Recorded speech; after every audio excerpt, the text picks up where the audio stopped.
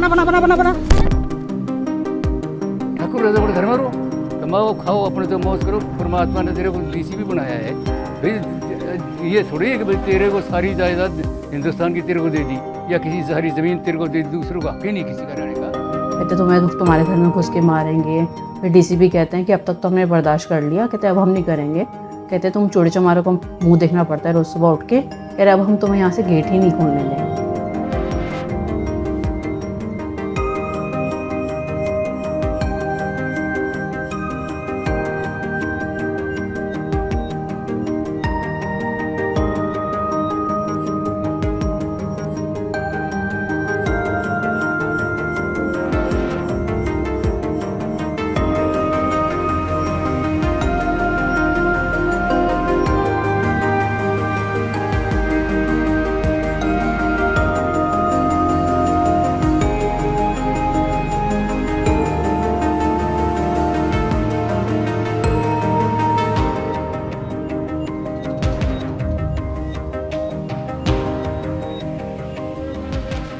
ये case start हुआ था 2020 में।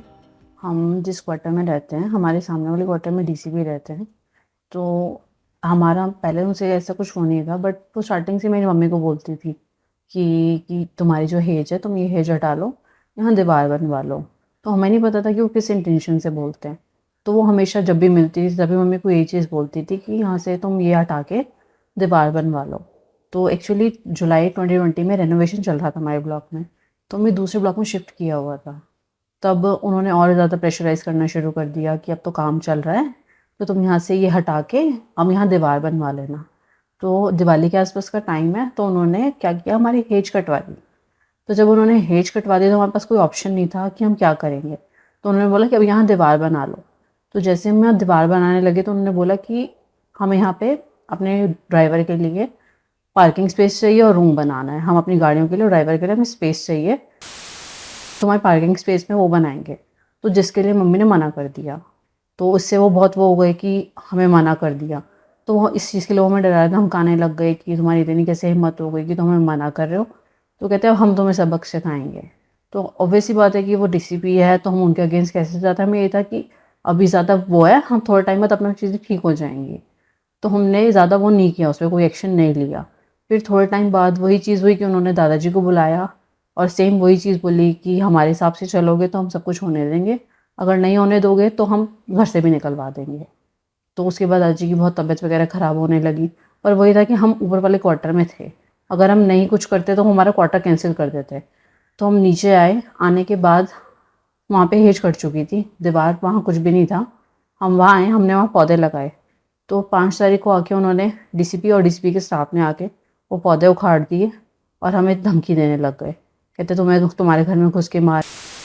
डीसीपी कहते हैं कि अब तक तो हमने बर्दाश्त कर लिया, कहते अब हम नहीं करेंगे। कहते तुम चोरी चमारों को मुंह देखना पड़ता है रोज़ सुबह उठ के, कह रहे अब हम तुम्हें यहाँ से गेट ही नहीं खोलने देंगे। तो वो फिर सारी चीज़ें बोलने लग गए कि आरक्षण से वो है, वो रोज़ तुम्हारी शक्ल देखनी पड़ती है, हमारा दिन ख़राब होता है। कह रहे अब हम तुम्हें यहाँ से एंट्री करने ही नहीं देंगे, तुम्हारा दरवाज़ा यहाँ से नहीं है और ना हम यहाँ से खोलने देंगे। तो उन्होंने बहुत हमें यहाँ धमकी वगैरह दी। उस दिन हमने जाके पहली बार कंप्लेंट की थी उनकी, उस चीज़ पे भी कोई एक्शन नहीं हुआ। उसके बाद हमने कैमरा लगवा दिए। उसके बाद से लगातार उनका स्टाफ रोज़ आके तोड़फोड़ करता था। वो लोग रोज़ हमें गाली गलौज करते थे, जातिशूदक शब्द बोलते थे, कभी कुछ, ये रोज़ का चलता था। 15 तारीख को उन्होंने अपनी गाड़ियाँ घुसा दी। उनके स्टाफ ने सारे गमले वमले तोड़ के, पौधे उखाड़ के गाड़ियाँ घर में घुसा दी। मेरी सिस्टर ने उस चीज़ को रोकने की वो किया तो वो उसे गाड़ी से घसीटते हुए अंदर ले गए। उन्होंने दादाजी के साथ इतनी बदतमीज़ी की, सारी चीज़ें हैं। इस सब की वीडियो बनी थी, कैमरास लगे हुए थे। उसके बावजूद उनकी इतनी हिम्मत थी कि उन्होंने सारा सब कुछ किया। उसके बाद वो गाड़ी ऐसे खड़ी करती थी, 2 गाड़ी हमारे घर के अंदर, तीसरी घर के बाहर गेट ब्लॉक करने के लिए ताकि हम बाहर ना जा सकें।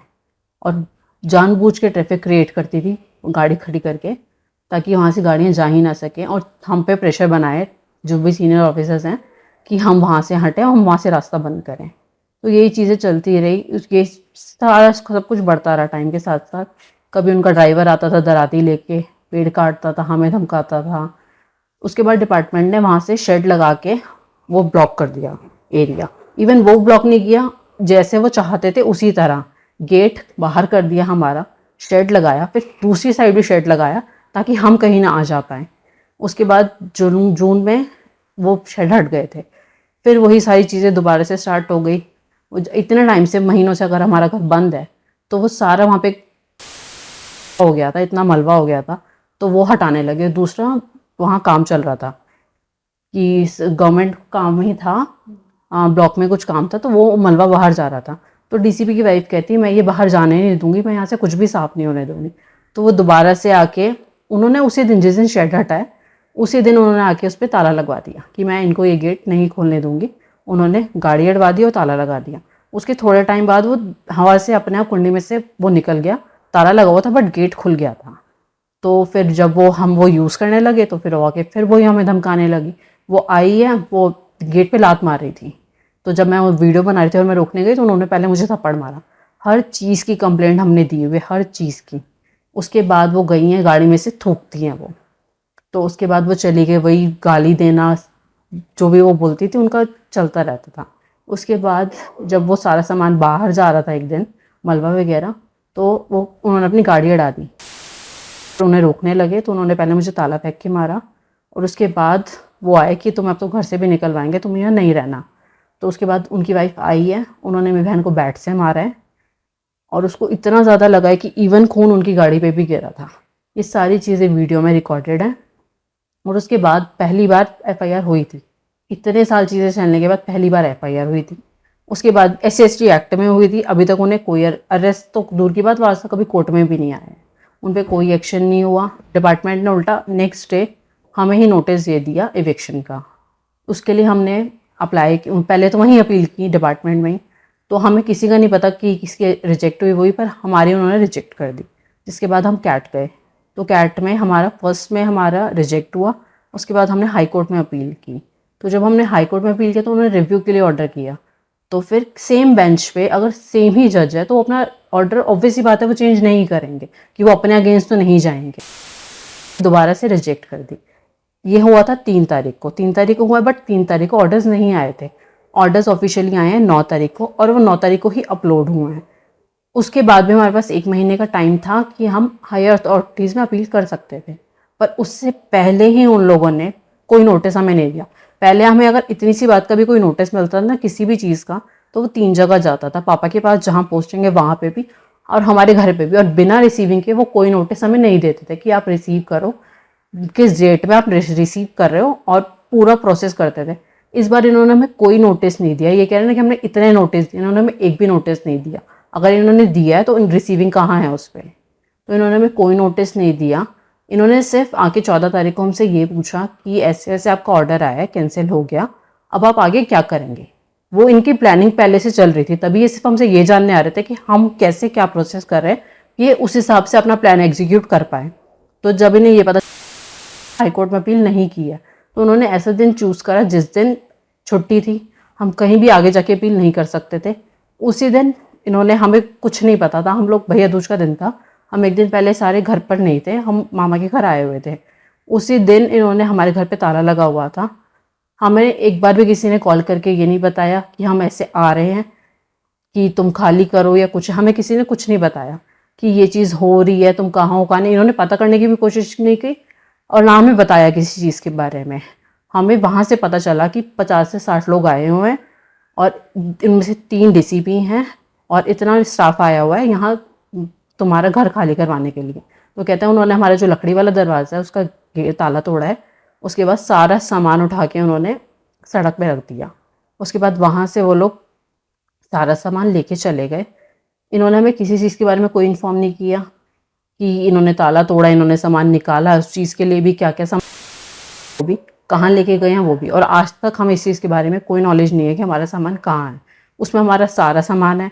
इवन मेन जो इनका मोटिव था कि जितने भी हमारे केस से रिलेटेड फाइल्स हैं, डॉक्यूमेंट्स हैं और जो प्रूफ हैं, ये वो सारे के सारे ले लेंगे और बाद में हम उस चीज़ को प्रूफ भी नहीं कर सकते कि वो चीज़ वहाँ थी, क्योंकि डिपार्टमेंट की उसमें ये सारी चीज़ें हो रही हैं। तो हमारे लिए वो प्रूफ करना बहुत मुश्किल है। तो ये इनका सिर्फ एक ही मोटिव है कि हम पे प्रेशर बनाएं। अब वही चीज़ थी ना कि इंसान की कमज़ोरी क्या थी, घर है, अब घर भी चला गया तो हम उस चीज़ को और ज़्यादा लेके बैठ जाएं और हम केस वापस ले लें। और यही चीज़ ये कर भी रहे, इन्होंने कर लिया। अब नेक्स्ट इन्होंने बोला था कि नौकरी का, ये आगे आगे अपना यही आगे करते रहेंगे, नेक्स्ट नौकरी होगा। फिर उन्होंने बोला था कि तुम पे कुछ करूँगी, और डिपार्टमेंट इस पर कोई एक्शन नहीं ले रहा। डिपार्टमेंट उल्टा उनकी हेल्प कर रहा है हमें प्रेशराइज करने के लिए कि हम केस वापस ले लें। जाहिर सी बात है कि भाई तू अगर जो थोड़ी बहुत 1-2 फुट का हम दे देंगे तेरे को, ये थोड़ी है कि भाई तो सारी थोड़ी दे देंगे। तो वो कहने लगा नहीं अब मैं ये गेट तोड़ूंगा, तुम्हारा ये करूँगा, वो करूँगा, और भाई जो है यहाँ से जो है कि तुम्हारा घर खाली करवा दूँगा। तो ये कोई वो अफसर जो है, कोई गस्टेड अफसर है, वो झींगा मस्ती नहीं करने की चाहिए। किसी मातहत जो है, मातहत जो है एएसआई सब इंस्पेक्टर तक मातहत कहलाता है, समझे आप। अच्छा, मातहत का जो है उनको जो है देखभाल करनी चाहिए गस्टेड अफसर को। ये थोड़ा ही है कि वो गस्टेड अफसर है तो सारा कानून अपना हाथ में ले लिया।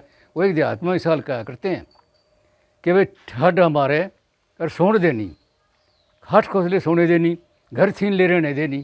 तो ये ज़बरदस्ती वाली बात हो रही है। और क्या कोई झींगा मस्ती चल रही है? तो क्यों चल रही है झींगा मस्ती? हमने क्या उठाया था इसका?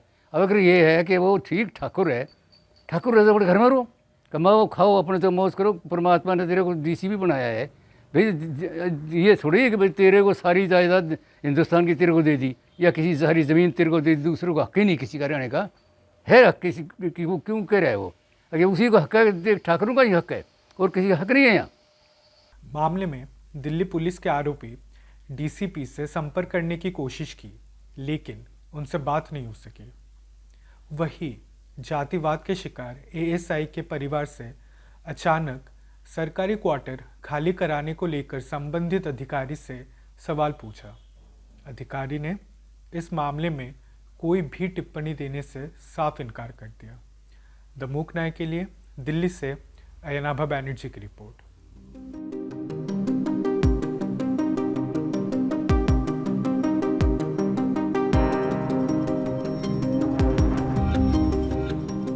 द मूक न्याय एक जनवादी पत्रकारिता करता है। यह संविधान, लोकतंत्र और सामाजिक न्याय पर चलने वाला चैनल है। अगर आप भी चाहते हैं द मूक नायक हमेशा हाशिए पर खड़े लोगों की आवाज़ बुलंद करता रहे, बेजुबानों की पीड़ा दिखाता रहे, तो सपोर्ट कीजिए। सपोर्ट करने वाला लिंक आपको स्क्रीन पर दिखाई दे रहा होगा। साथ ही डिस्क्रिप्शन में जाकर भी आपको ये लिंक मिलेगा, जहाँ पर जाकर आप हमें सपोर्ट कर सकते हैं और हमारे काम को आगे बढ़ा सकते हैं।